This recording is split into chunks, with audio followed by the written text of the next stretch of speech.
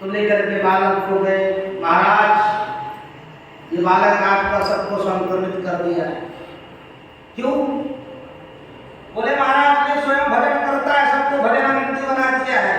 हमारी शिक्षा नीति का पूरा सब चौपट कर दिया, कुछ भी पढ़ता लिखता नहीं। जो बुलाते हम यहाँ करते सब विद्यार्थी, और इसके बाद ये जब हम चले जाते हैं इसे अपना ही शिक्षा निर्धारित कर देता है।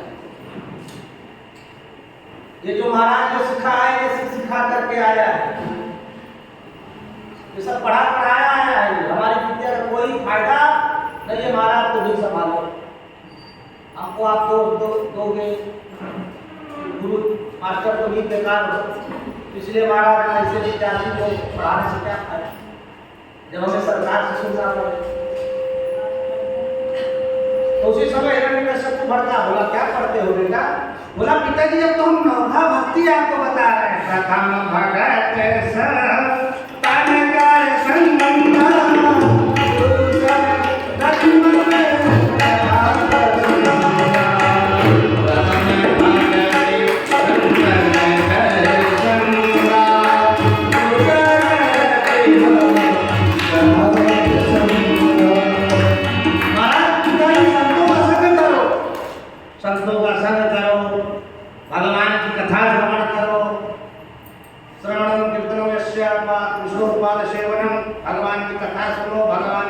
सेवा करो, शुश्रूषा करो। ये सब क्या पिताजी आप अपने लिए सोचो, अपना उद्धार के लिए रास्ता अपनाओ, भजन करो भगवान का। उसी समय हिरण्यकश्यप को आग बबूला हो गया और कहा इस संक्रमण को नष्ट कर दो, नहीं तो सबको ये नष्ट कर देगा। तो प्रहलाद जी महाराज को मारने का हर प्रकार से षड्यंत्र किया गया, परंतु भगवान स्वयं खड़े। अरे जाको राखे साइया मार सके न को, बाल न पाका कर सके जो जग हो। भगवान जहाँ खड़े वहाँ कौन मार सकता है? होलिका भी आई, अरे हमारे पास से कोई बच नहीं सकता, लेकर के गोदी में बैठी होलिका स्वाहा हो गई और प्रहलाद जी महाराज बैठ के अपना भजन कर रहे हैं। इसीलिए आज होलिका मनाई जाती है। जो प्रहलाद महाराज जी ने उस होलिका को अपने प्रताप से नष्ट कर दिया भगवान की कृपा से। अरे भक्त ही थे भगवान, जब भगवान की कृपा उस भक्त ने चमत्कार कर दिया। होलिका का नाम बड़े बड़े पहाड़ पेड़ और वृक्ष को जला देती थी अपने गोदी में बैठकर अपने प्रताप से। ऐसा होलिका का वरदान, परंतु होलिका बिना। एक दिन जब भगवान का भजन कर रहे थे उसी समय आया, भगवान का भजन सुन करके आज हिरण्यकश्यप को बोला हो गया, आज मैं तुझे अपने तलवार से ही बंद करूंगा। बोल तेरे भगवान के इस खंबे में है। भगवान का भजन कर रहे थे तो देखते हैं कि भाई हरि व्यापक सर्वत्र समाना प्रेम से प्रकट हो नहीं जाता। हरि व्यापक सर्वत्र समाना प्रेम से प्रकट हो। हरि व्यापक सर्वत्र समाना प्रेम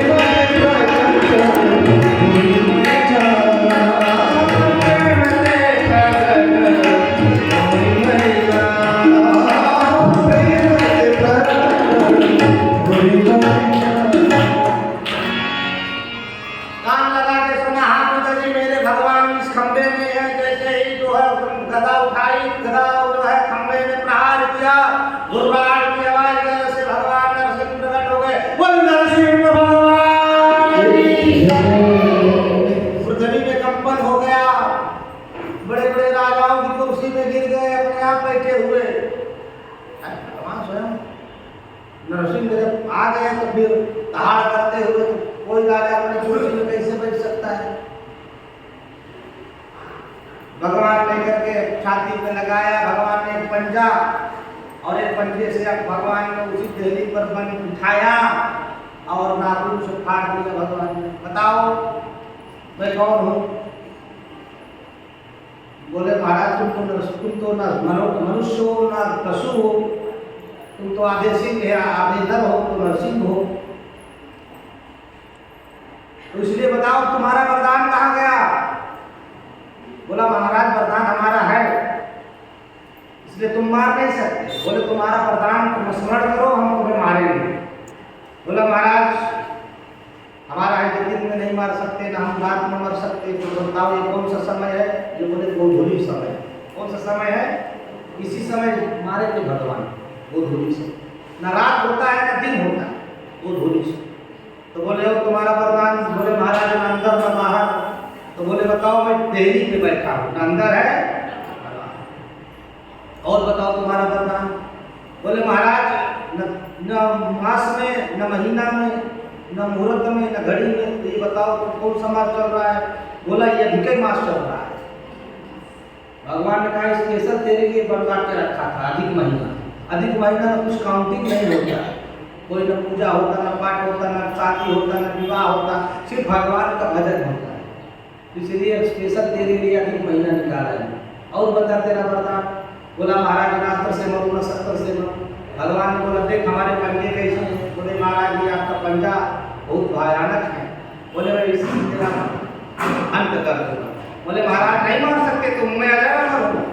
बोले अजर अमर से मेरे अलावा कोई नहीं है मूर्ख, आज तेरा मैं उद्धार कर दूंगा।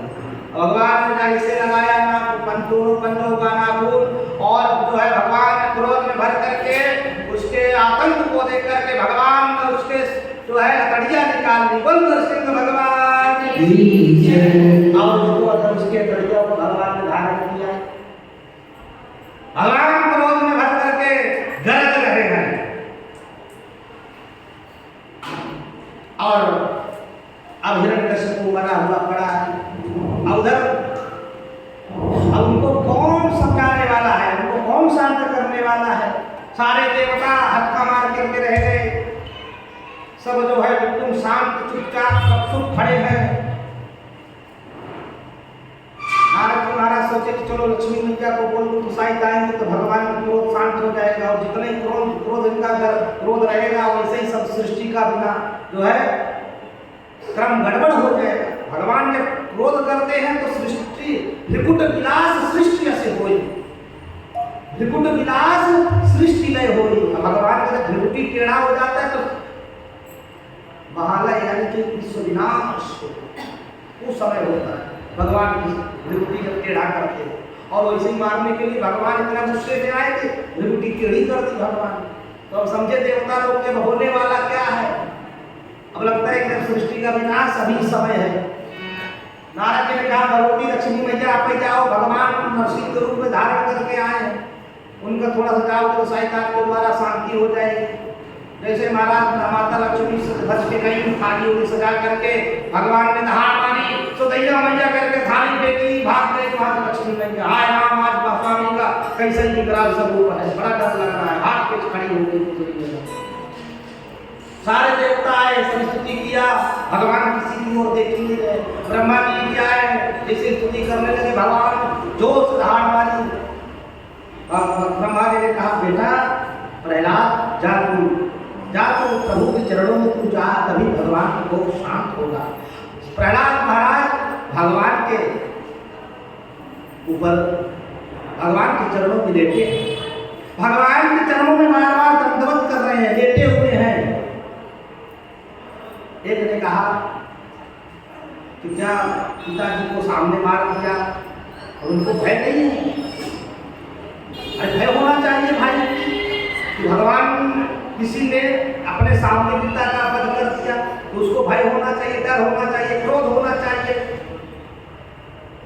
पहले तो भय होना चाहिए, क्योंकि बालक का क्रोध है, शक्ति निर्बल है। उसी समय भगवान प्रहलाद जी को उठा लेते। जिस प्रकार से जंगल में वन जब प्रवेश करता है, गर्जना करता है और सिंह के बच्चे प्रसन्न होकर के हमारे पिता आ गए और उछल करके जा करके छाती पर सिंह के बच्चे चढ़ जाते हैं। क्या सिंह के बच्चों को भय लगता है? कहाँ भय लगता है? वो तो पिता हमारे आ गए तो छाती पे चढ़ गए। परंतु अन्य पशु पलायन हो जाते हैं। सिंह आ गया, उसकी गर्जना से सारे पशु पलायन हो जाएंगे, परंतु बच्चे चाहते उछल करके छाती पे चढ़ जाएंगे। आई गीता से कौन डरने वाला है? उसी प्रकार से प्रहलाद जी काहे को डरेंगे? वो तो जिनका भजन कर रहे थे वही सामने है, तो काहे को? वो तो अंदर से और प्रसन्न है कि हमारे प्रभु ने पिताजी का उद्धार कर दिया। बेटा आओ, उठो बेटा, तुम्हें भय नहीं है, मैं आऊं। पिताजी काहे को भय है? भगवान का सुख, भगवान आज तक किसी को भगवान देख करके, भगवान ने किसी के प्रति भगवान ने अश्रु नहीं बहाया, परंतु आज भगवान ने प्रहलाद को देख करके अश्रु बहाया। भगवान कहते हैं कि हे बेटा, तुझे तेरे कृपा करने के लिए, तेरा मनोरथ पूर्ण करने के लिए आज मैं आया हूँ।